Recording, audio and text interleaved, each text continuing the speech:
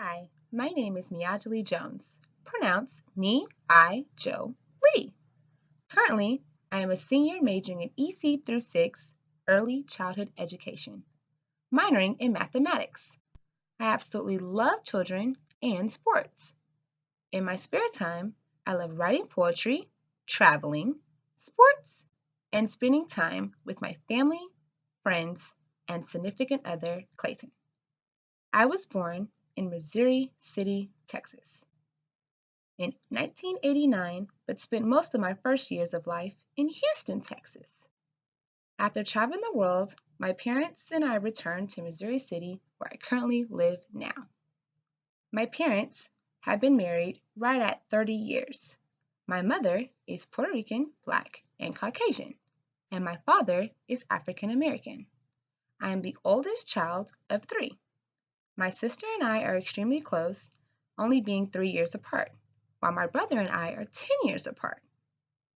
However, we're all very competitive and all very supportive of each other.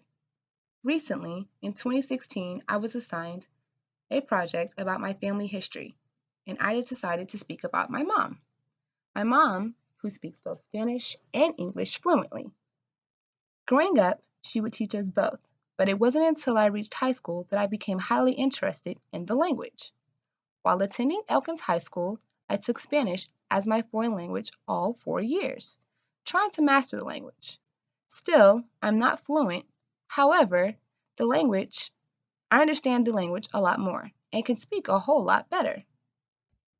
I have been all around Puerto Rico traveling ever since I was a child. However, until this assignment, I recently became interested in this city. I wanted to learn more about the culture, background, and how it relates to me and my ethnicity. While in Puerto Rico, I learned about my great great grandmother and actually went to her church in San Juan, Puerto Rico. The cool thing about her church was there's no real members in the church. Everyone is welcome, including tourists.